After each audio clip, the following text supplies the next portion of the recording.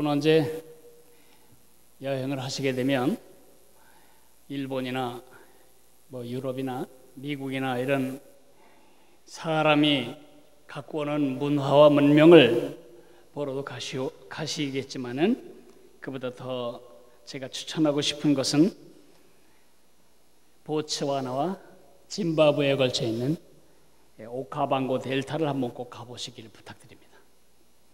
저는 한 달 동안 아프리카 여행에서 가장 많은 영감과 삶의 지혜와 휴식과 치유를 받은 장소가 있다면 오카방고 삼각주입니다. 원래 삼각주는 강하구와 바다가 만나는 데 있죠. 강하구. 강이 계속 상류로부터 이렇게 모래, 퇴적물을 쭉쭉 몰고 와서 바다로 나가야 되는데 바닷물이 계속 파도가 치기 때문에 바닷속으로 가지를 못해요. 그래서 바다와 강이 만나는 곳은 항상 모래가 쌓이게 돼요. 그게 김포평야고 그것이 바로 갯벌이죠. 서해안의 갯벌들. 그런데 오카방고 델타는 세계에서 가장 큰 내륙의 삼각주입니다. 칼라하리 사막 한복판에 이러한 삼각지, 부채꼴 모양의 습지가 있습니다. 앙골라에서 발원한 이 강, 오카방고 강은 1400km를 느릿느릿 흐릅니다.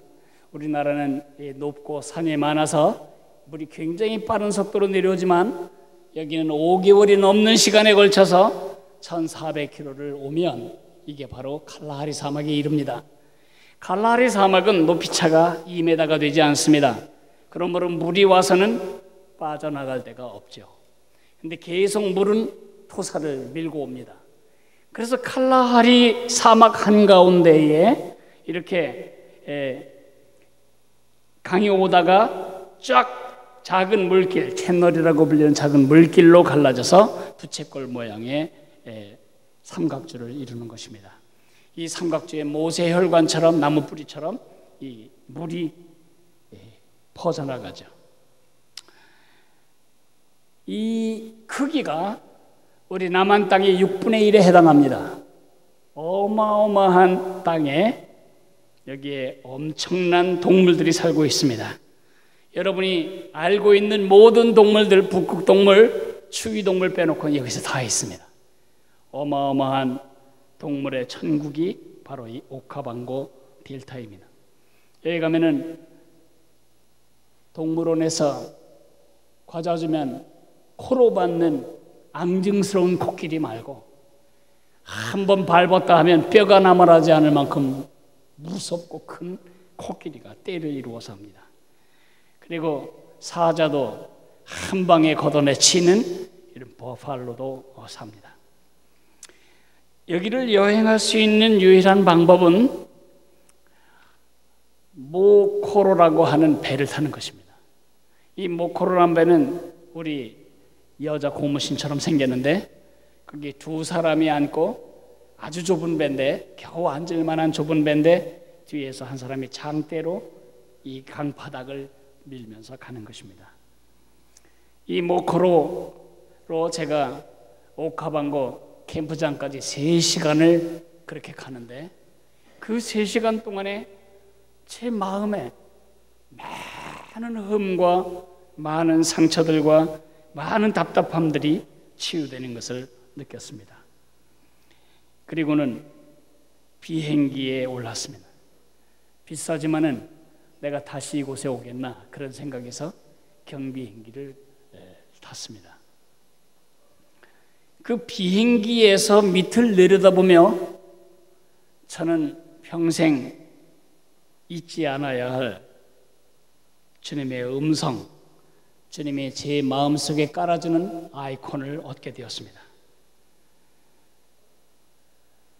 이 오카방고 습지 위를 날면서 저는 제가 참 까칠하구나 그것을 생각했습니다. 오카방고 습지, 물을 받아들입니다. 모래도 받아들입니다. 풀도 받아줍니다. 나무도 받아줍니다. 코끼리도 받아줍니다. 사자도 받아줍니다. 개미 핥기도 받아줍니다. 개미 귀신도 받아줍니다. 불개미도 받아줍니다. 작고 큰 그 많은 곤충들, 작고 큰 그 많은 새들, 작고 큰 그 많은 동물들이 다 이 옥가봉그 습지 품 안에서 서식하고 있는 것을 봅니다. 근데 저는 수용성이 참 약하다. 마음에 드는 거, 내가 좋아하는 거는 잘 받아들이지만, 그러나 내 마음에 이해가 안 되는 거, 내가 별로 좋아하지 않는 것은 실제로 받아들이질 않는, 굉장히 받아들이는 이 흡수 능력, 수용 능력이 떨어지는구나, 이런 생각을 하게 되었습니다. 수용성의 반대말은 거절입니다. 세상에서 우리를 가장 비참하게 느끼게 만드는 단어는 무엇일까요? 세상 살아가면서 여러분이 가장 비참하다고 느끼게 만드는 단어는 가난 아닙니다. 가난해도 행복하게 사는 사람 엄청 많아요. 질병 아닙니다. 장애 아닙니다. 장애인으로 올림픽에 나가 뛰는 사람들이 있습니다. 우리를 가장 비참하게 만드는 공통분모의 한 단어는 거절입니다. 리젝션. 너 필요 없다. 난 네가 싫다. 내 가까이 오지도 말고, 내 안에 오지도 말고, 나와 상관하지도 마라. 받아주어야 할 사람으로부터 거절당한 상처들, 받아주어야 할 사회나 집단으로부터 거절당한 상처들, 이런 상처들로 말미암아 우리의 마음, 우리의 삶, 우리의 세상에는 보이지 않는 눈물이 흥건합니다. 옥합암고 삼각주에 물이 흥건한 것처럼 우리는 버림받은, 받아들여지지 못한, 거부당한 상처가 흥건한 채 살아가고 있습니다. 저는 생각했습니다. 우리가 자신과 자신이 심긴 세상을 축복하기 위해 큰 돈이 필요한 게 아니다. 큰 지식이 필요하고, 큰 지위가 필요하고, 큰 권세와 큰 학식이 필요한 게 아니다. 자식을 잘 키우기 위해 큰 인격이 필요한 것도 아니고, 자녀를 훌륭하게 세우기 위해 큰 돈이 필요한 것도 아니다. 한 가지만 있어도 우리는 누군가의 삶을 꽃피워줄 수 있고, 한 가지만 있어도 우리는 우리가 심긴 세상을 꽃피게 만들 수 있다. 그 한 가지가 뭘까요? 거절의 반대 단어입니다. 수용입니다. 받아주는 것입니다. 학교에서 아무리 왕따를 당해도 받아주는 친구 하나 있으면 그 아이는 그 학교 포기하지 않습니다. 공부를 못해도 받아주는 아버지 한 사람 있으면 그 아이 비행 청소년 되지 않습니다. 사업에 실패하고 직장이 위태해도 그를 한 인간, 존귀한 인간으로 사랑해주고 받아주는 아내 있으면 그 남자 절대 고개 숙이지 않습니다. 너는 해공 신익희 선생처럼 될 사람이다. 지게지고 꼴배로 다니는 농사꾼의 아들인 나에게 우리 아버지는 그렇게 가치를 인정하고 저를 받아주셨습니다. 우리 아버지가 받아주셔서 용문산 밑에 산골에 촌놈으로 컸지만 나는 자존감 구기지 않은 채 지금까지 살아오고 있습니다. 너는 너의 나라에 가면 10,000,000명에 하나 있을까 말까 한 지도자가 될 사람이다. 그렇게 저를 받아준, 한없이 부족하고 무식한 나를 받아준 테드 워드라고 하는 한 교수님의 수용 때문에 저는 교육학자가 되었습니다. 여러분 다 할 수 있습니다. 여러분이 진짜 수용이라는 단어 하나, 받아주는 거 하나로 여러분 부서의 조직 문화를 바꿀 수 있습니다. 여러분은 지도자가 될 수 있습니다. 여러분은 좋은 멘토가 될 수 있습니다. 여러분은 좋은 며느리 될 수 있습니다. 받아주는 시어머니 한 사람 때문에 온 집안이 화목해질 수 있습니다. 받아주는 친구 하나 때문에 여러분 집단은 행복해질 수 있습니다. 우리가 진짜 거절해야 할 것은 너무 없는 거예요. 죄 짓는 일 이외에는, 죄 이외에는, 사탄이 유혹하는 그 죄 이외에는 다 받아줘도 돼. 다 받아줘도. 나와 성격이 다른 사람, 나와 취향이 다른 사람, 나와 출산지가 다른 사람, 나와 경제 수준이 다른 사람, 내 코드와 맞지 않는 사람, 우리는 다 받아줄 수 있어요. 그럴 때 우리는 진정한 전도인이 되는 것입니다. 사람은 안 받아주면서 어떻게 해서든지 그 사람을 교회에 데려오려고 하는 것이 전도가 아닙니다. 여러분이 울고 있는 그 사람 가서 한번 받아줘 보세요. 여러분 속에 있는 수용 능력에 대해 그가 호기심을 갖게 될 것입니다. 누군가를 제자로 삼고 싶다면, 누군가를 위로하고 싶다면, 누군가를 예수님께 이끌기를 원한다면, 누군가의 진정한 친구가 되고 싶다면, 누군가를 꽃피우고 싶다면 받아주세요. 근데 문제는 나도 그렇게 하고 싶어요. 그게 안 되는 걸 어떡하란 말입니까? 네, 그게 우리 문제입니다. 우리는 받아야 한다는 것을 다 압니다. 남들에게 그렇게 말할 수 있습니다. 그런데 내 마음은 그렇게 받아줄 만큼 스페이스가 없습니다. 내 작은 마음 주머니에는 그런 사람들을 다 받아주고, 그런 현실을 받아주고, 그런 나 자신을 수용하기에는 너무 마음 주머니가 작습니다. 어떻게 해야 오카방고 델타처럼 사막 가운데서도 에덴 동산 같은 생명체가 충만히 넘치는 생명이 약동하는 그런 공간을 제공하는 삶을 살 수가 있을까? 어떻게 하면 거룩한 수용성을 가진 그런 제자로 설 수 있을까? 그에 대한 대답이 오늘 예수님의 말씀에 있습니다. 19장, 누가복음 19장 28절부터 44절까지입니다. 예수님이 예루살렘으로 승리 입성한 이야기를 여러분 중에 대부분은 여러분 들으셨습니다. 오늘은 이 이야기를 통해서 두 가지 키워드를 가지고 이 이야기를 다시 한번 듣기를 원합니다. 두 가지 키워드는 수용과 거절입니다. 수용과 거절의 핵심 단어를 가지고 이 본문을 한번 같이 한 절씩 나누어 읽도록 하겠습니다.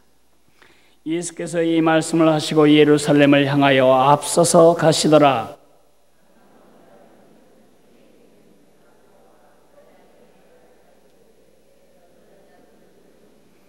이르시되 너희는 맞은편 마을로 가라.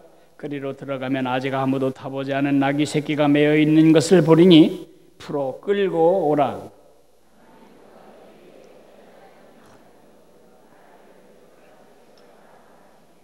보내심을 받은 자들이 가서 그 말씀하신 대로 만난지라.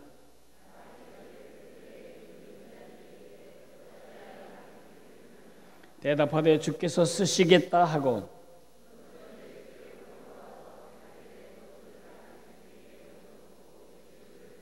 가실 때에 그들이 자기의 겉옷을 길에 펴더라.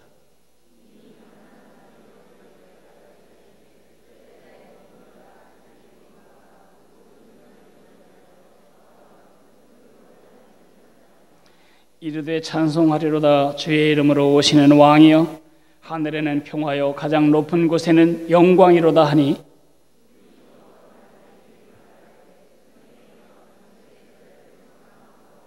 대답하여 이르시되 내가 너희에게 말하노니 만일 이 사람들이 침묵하면 돌들이 소리 지르리라 하시니라. 이르시되 너도 오늘 평화에 관한 일을 알았더라면 좋을 뻔하였거니와 지금 네 눈에 숨겨졌도다.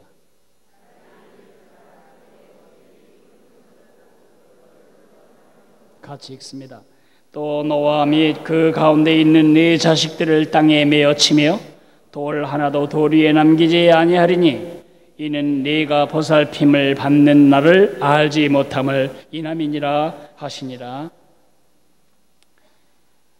오늘 본문을 수용과 거절이라는 키워드로 한번 읽어보자 그래 말씀드렸습니다. 38절과 39절 사이에 두 사이를 갈라놓는 계곡이 있습니다.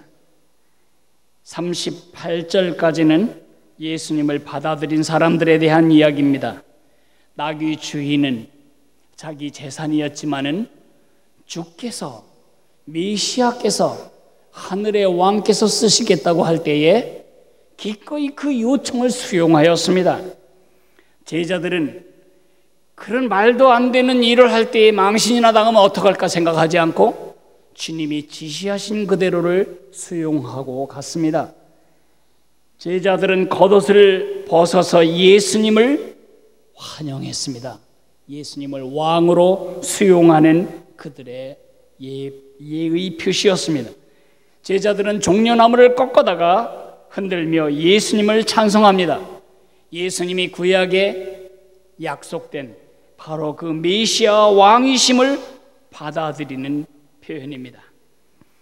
이들에게는 예수님을 받아들인 이 사람들은 예수님께 받아들여졌습니다.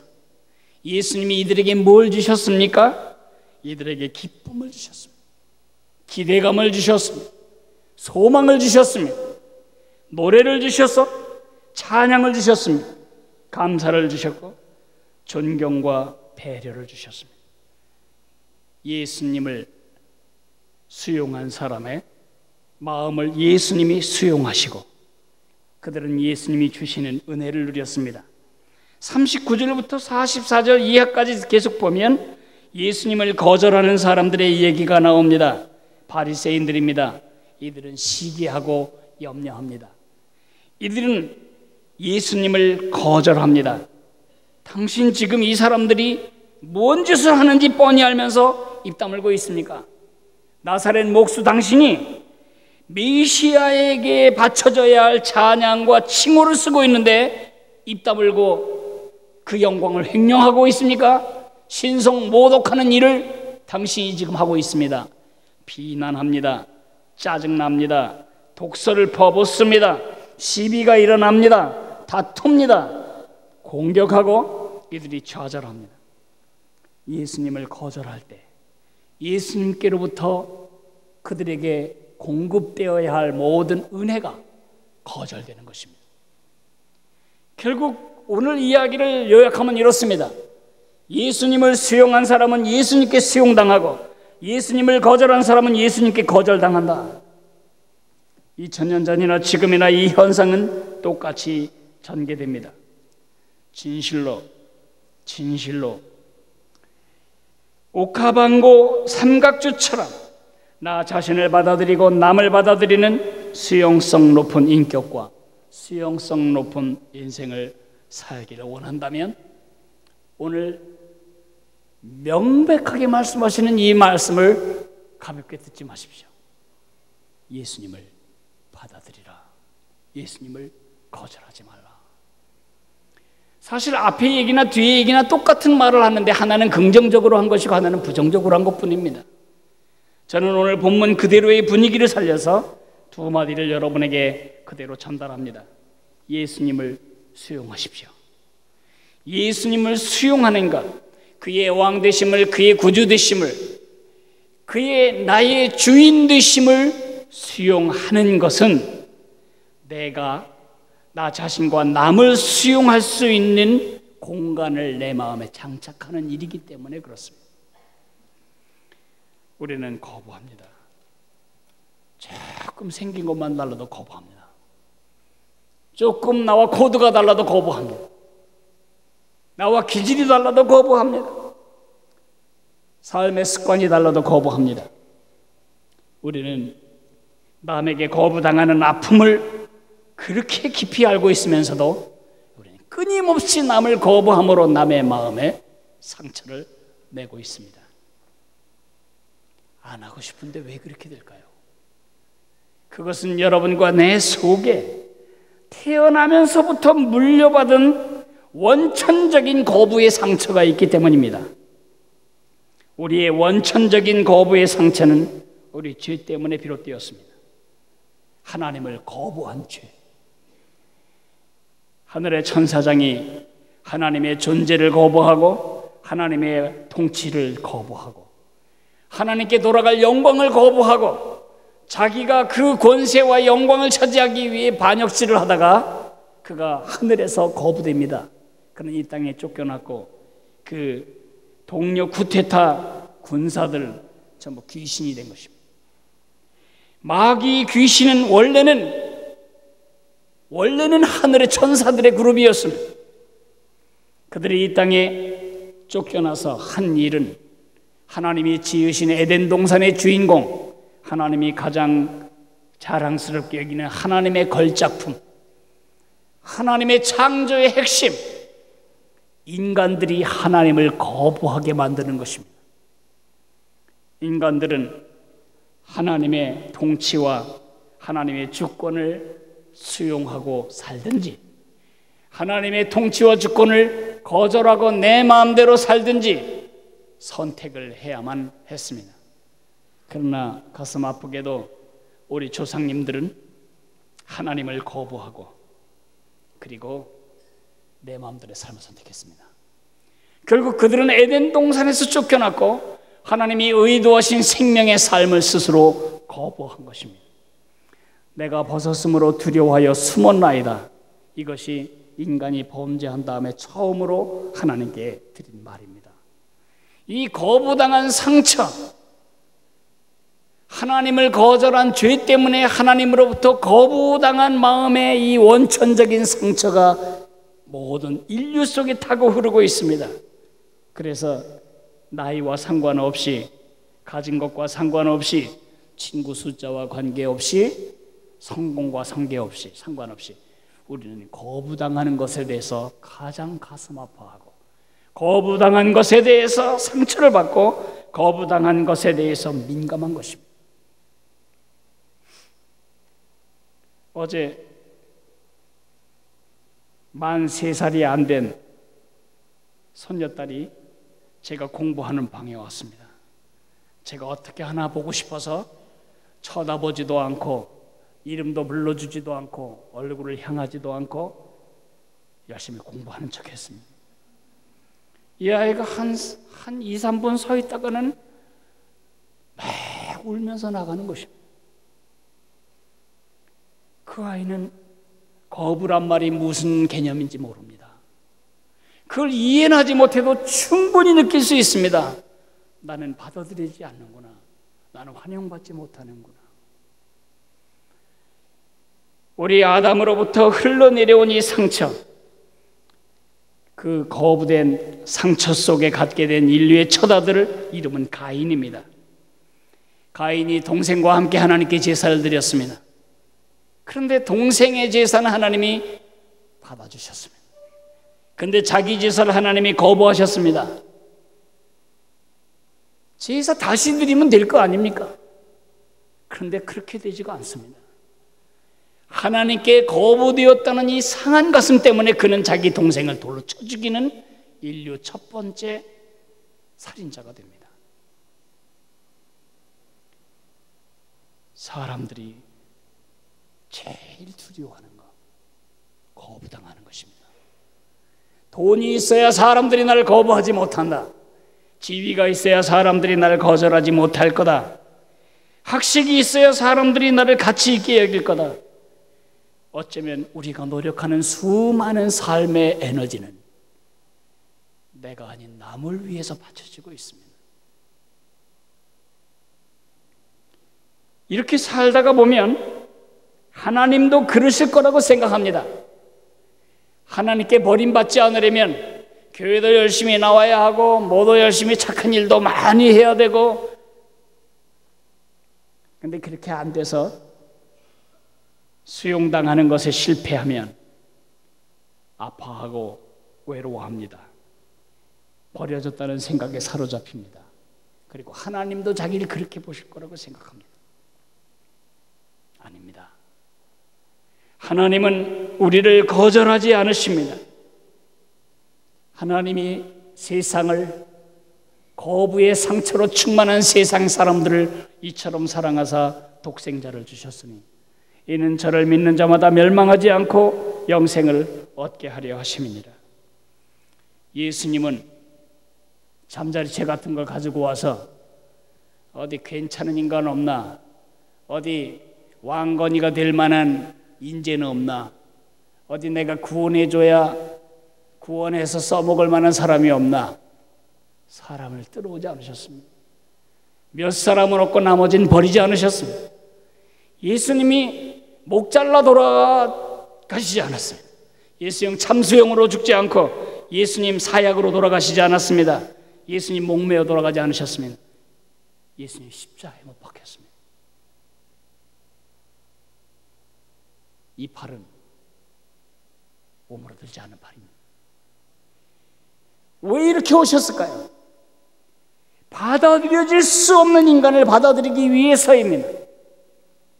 예수님이 이 땅에 오셔서 받아들여준 사람들은 세상이 버린 사람들입니다.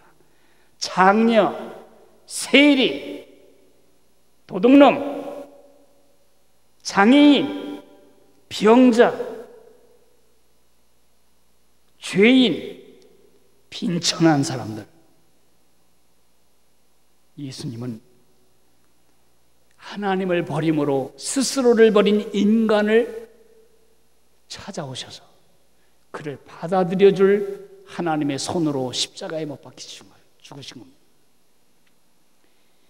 근데 가장 슬픈 대목이 요한복음 처음에 기록됩니다.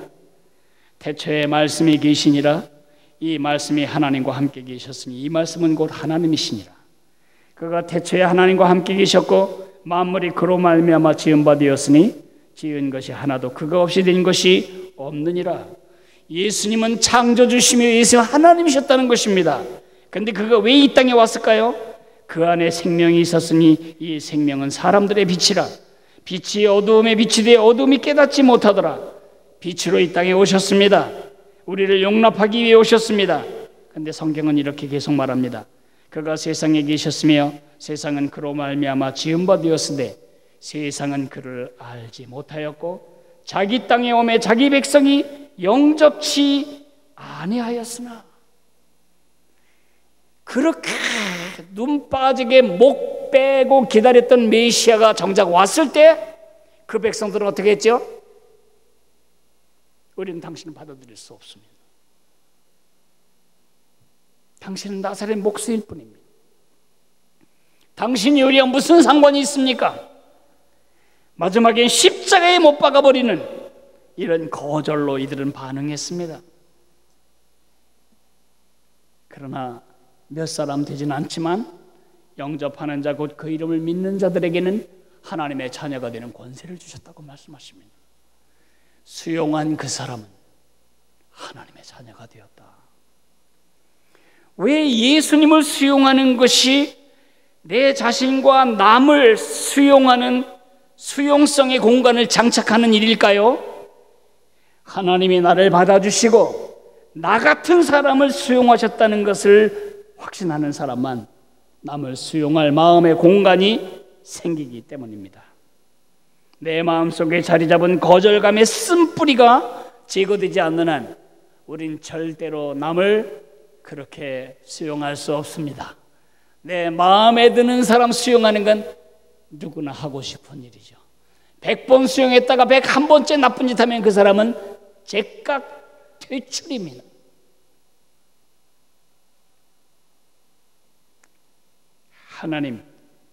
하나님이 나를 받아주셨다. 예수님이 나를 용납하셨다.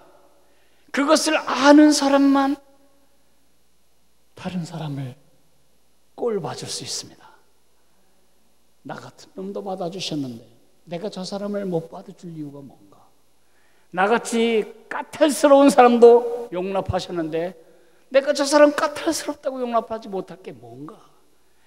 수용의 공간 자체는 내 마음속에 근본적인 거절감이 극복된 사람만 가능한 것입니다.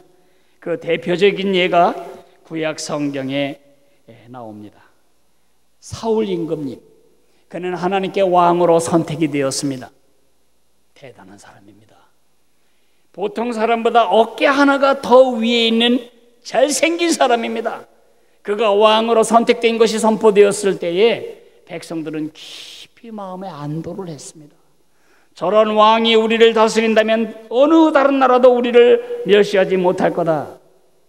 그러나 그는 하나님이 자기를 받아서 왕으로 수용하셨다는 사실을 망각한 채 나를 위한 내 방식의 통치를 고집하면서 하나님께 순종하기를 거절합니다.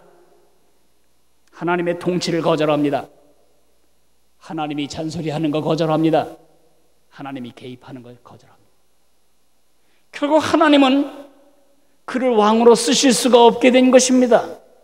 그래서 그를 왕의 자리에서 내치시고 새로운 왕인 다윗을 기름 부으시게 됩니다.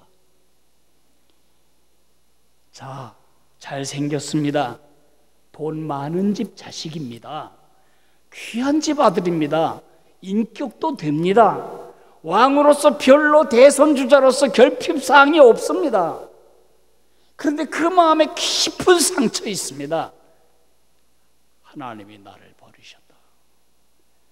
먹어도 배부르지 않고 입어도 따뜻하지 않고 권세를 가졌지만 여전히 불안하고 왕이지만은 초라하고 그래서 자기의 영광을 침해한 다윗을 잡아 죽이는 일에 한평생을 걸어버립니다. 그거 있죠. 우리가 볼 때는 뭐 부족함이 없는 사람 같은데 이상하게 열등감이 많고 가시닥스러운 사람, 이 마음에 수용 공간이 없기 때문이죠. 그런가 하면 그 반대 사람은 다윗입니다. 다윗은 참 힘든 삶을 살았습니다. 22년 6개월 그가 살아온 삶은 지옥 같은 삶이었습니다. 전국에 현상 수배가 내려집니다. 수배령이 내려집니다. 다윗을 잡아 죽이기만 하면 많은 포상금을 받는 포상제도가 시행됩니다. 다윗을 숨겨주면 반역죄로 잡혀 죽습니다. 아무도 자기를 받아주는 이가 없는 그 힘들고 답답한 세월 22년 6개월. 저 같으면 확신하건대 암 걸려서 죽었습니다. 하도 속 썩어서.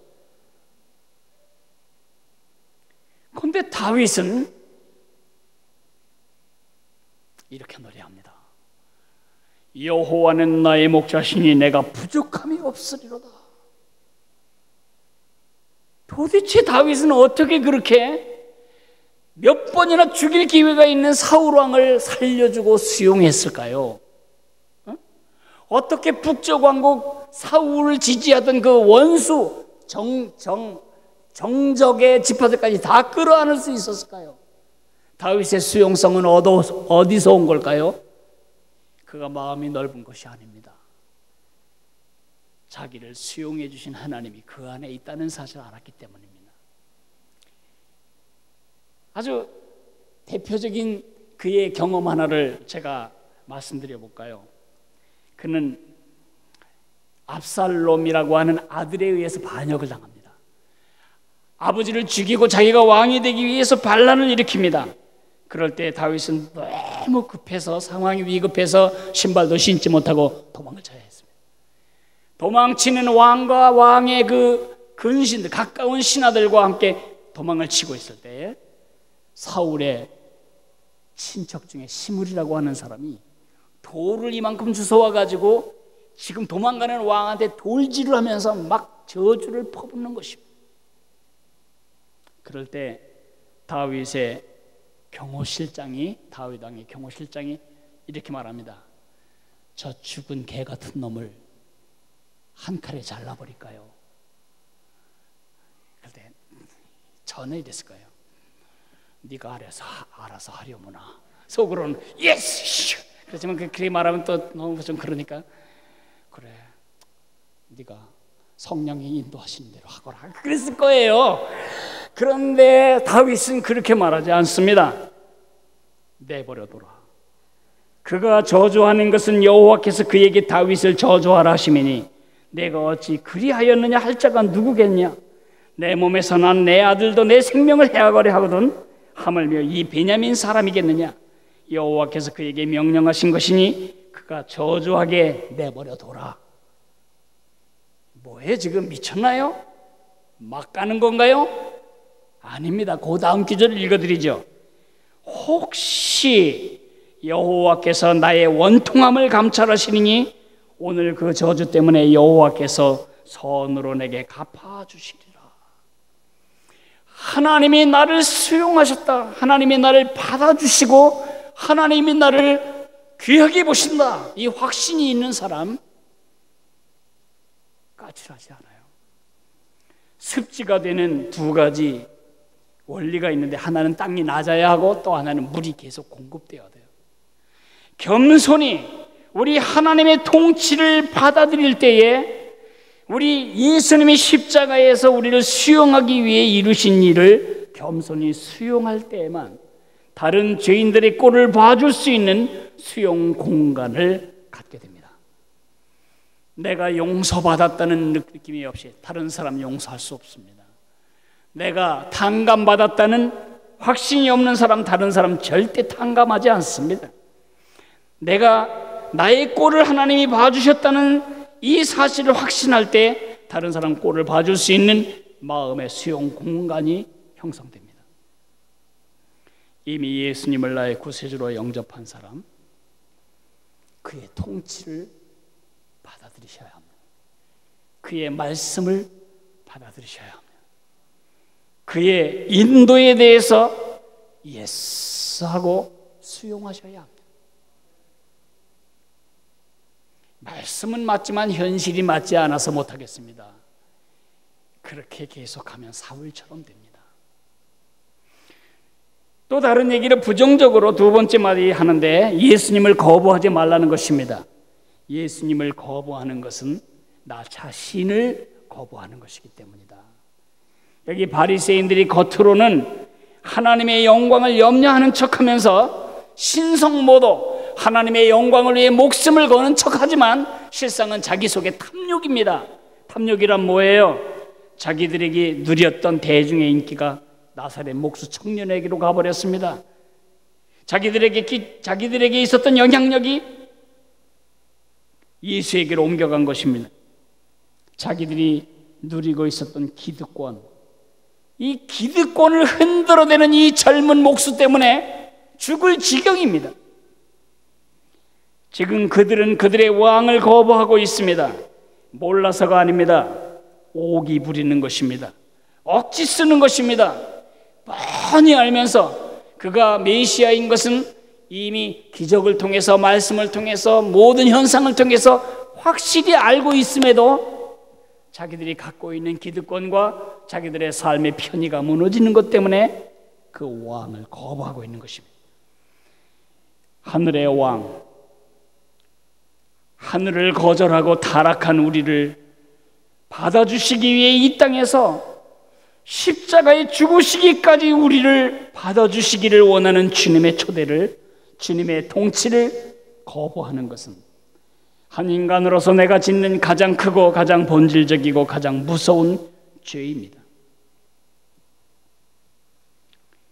예수님이 웃었다, 그런 말이 성경에 별로 없어요. 예수님이 기뻐하셨어요. 그러나 예수님이 호탕하게 웃으셨다, 없어요. 예수님이 울었다는 말은 3번 나오는데 오늘 그 말이 하나 나와요. 성에 가까이 오사 성을 보시고 우시며 왕이 우십니다. 그리고 말씀하십니다. 너도 오늘 평화에 관한 일을 알았더라면 좋을 뻔하였거니와 지금 내 눈에 숨겨졌도다. 날이 이를 텐데 네 원수들이 토둔을 쌓고 너를 둘러 사면으로 가두고 또 너와 및 그 가운데 있는 네 자식들을 땅에 메어치며 돌 하나도 돌 위에 남기지 아니하리니 이는 내가 보살핌 받는 나를 알지 못함을 인함이니라. 내가 하나님의 수용을 거부했기 때문이라고 말하고 있는 것입니다. 오기와 고집으로 예수님을 거부하다가 끝내는 자신들의 미래를 거부해버린 유대인들을 보고 예수님이 안타까워 우십니다. 제가 칼라리 사막에서 본 식물들에 대해서 잠깐 말하자면 사막 식생들은요 손으로 만질 수 없어요. 그냥 찔려버립니다. 그리고 어떤 선인장 가시는 날라와서 달라붙습니다. 얼마나 까칠한지 이 신발 밑을 뚫을 만큼 악셉니다. 왜 그럴까요? 수용할 수 없어요. 물이 적으니까 살아남는 방법은 증발을 최대한 막는 것입니다. 그래서 이파리가 작거나 아니면 이파리가 전부 가시로 변해버린 것입니다. 여러분이 지금 까칠하다면 여러분 마음에 물이 없다는 뜻입니다. 아무도 여러분 가까이 오지 않는다면 그것은 여러분 성격이 나쁜 게 아니고 여러분 마음에 물이 흐르지 않는 것입니다. 그 물은 예수님이십니다. 요세푸스라는 사람이 있습니다. 이 사람은 당시 로마에 가서 유학했던 유학파 지식인이었습니다. 그는 갈릴리 지역의 군대 장관으로 임명이 되었었지만은 로마 군사들과의 싸움에서 포로로 잡히고 맙니다. 근데 얼마나 로마 말과 그리스 말을 완벽하게 하는지 사령관이 이 사람을 죽이기를 원하지 않았습니다. 그래서 그를 옆에 두고 통역관으로 쓰는 것입니다.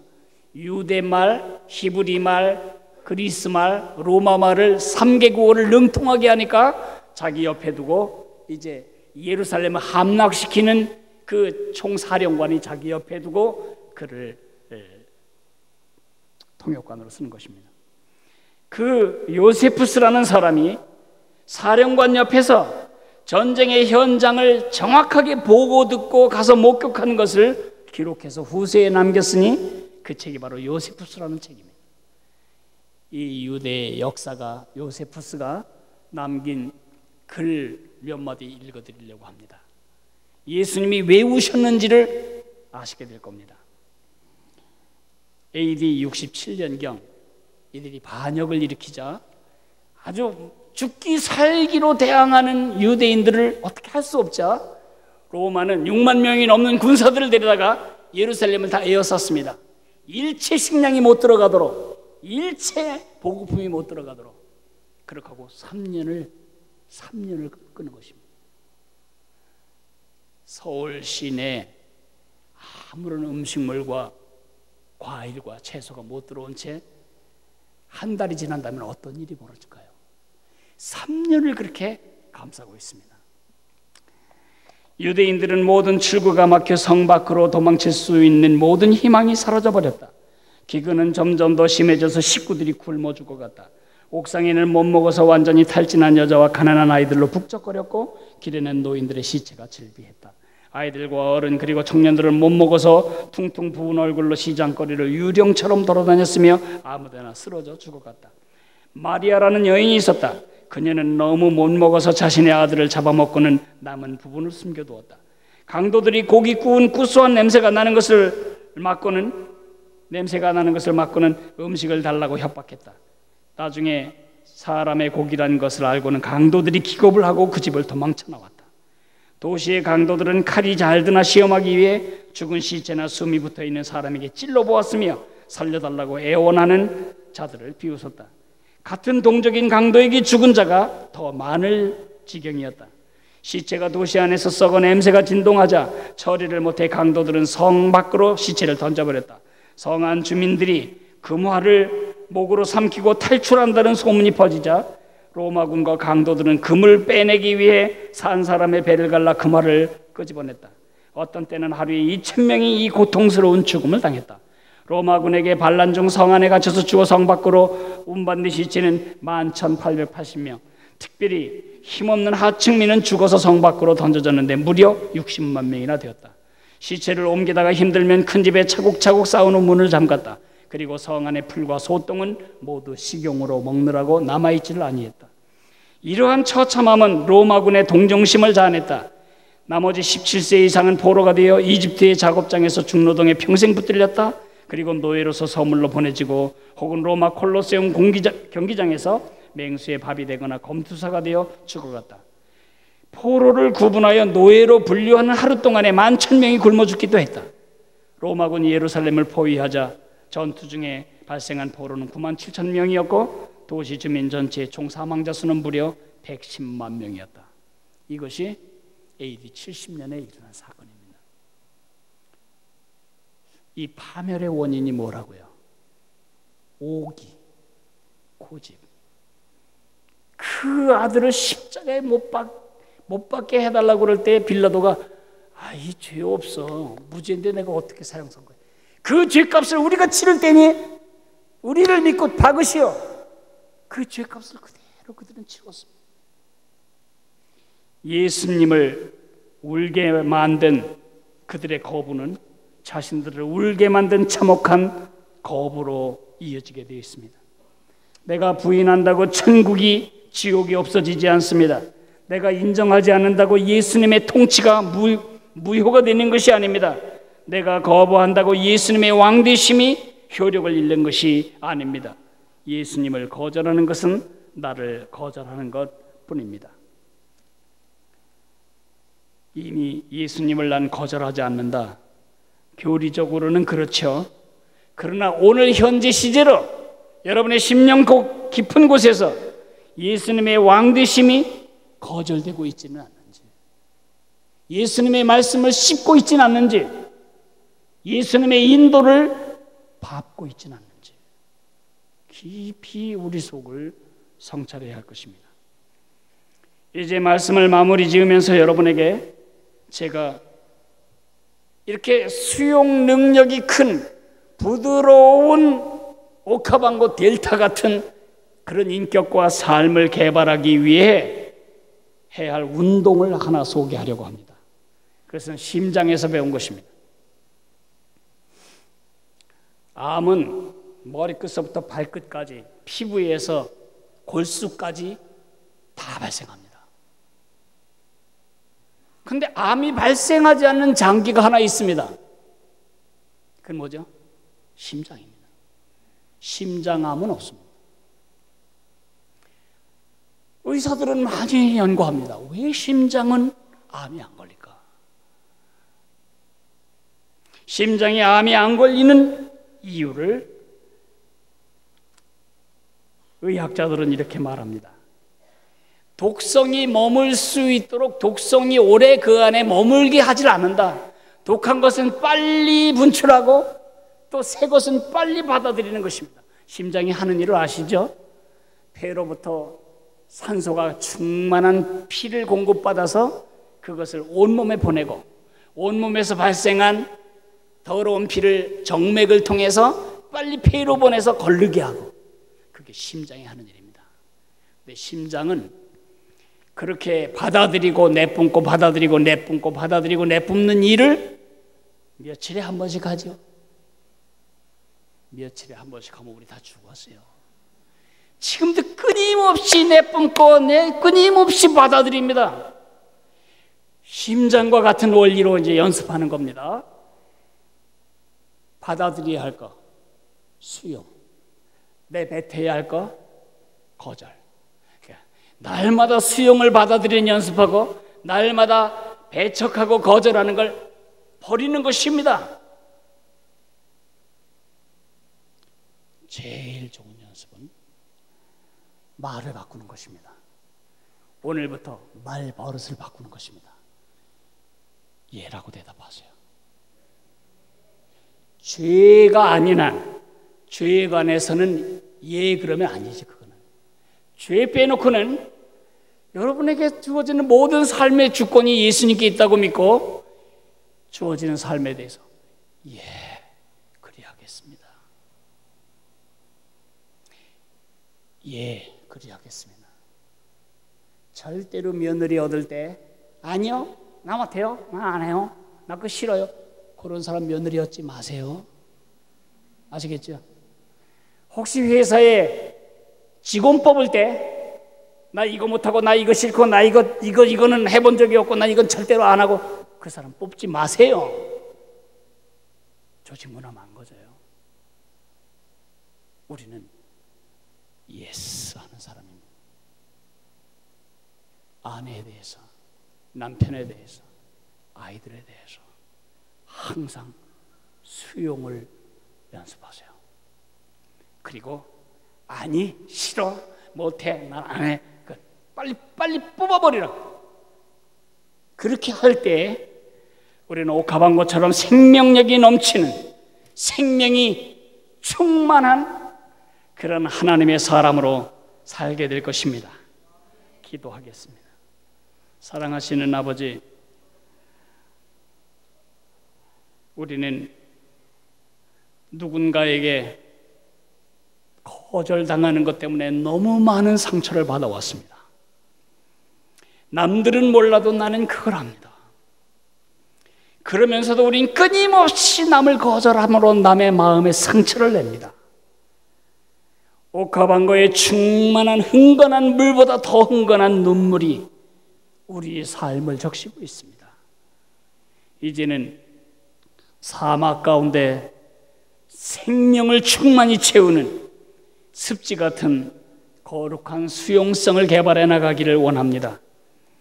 날마다 우리 속에 하나님께 거절당한, 하나님 없이 살아가는 이 뿌리 죄, 뿌리의 거부감을 극복하기 위해 예수님을 받아들이고 날마다 그분의 통치와 그분의 인도에 예스라고 수용함으로써 내 삶에 대해, 내 상황에 대해, 내 자신에 대해, 내 약점에 대해, 내 주변에 주께서 붙여준 사람들에 대해 언제나 받아줄 수 있는 사람들이 되도록 함께해 주옵소서.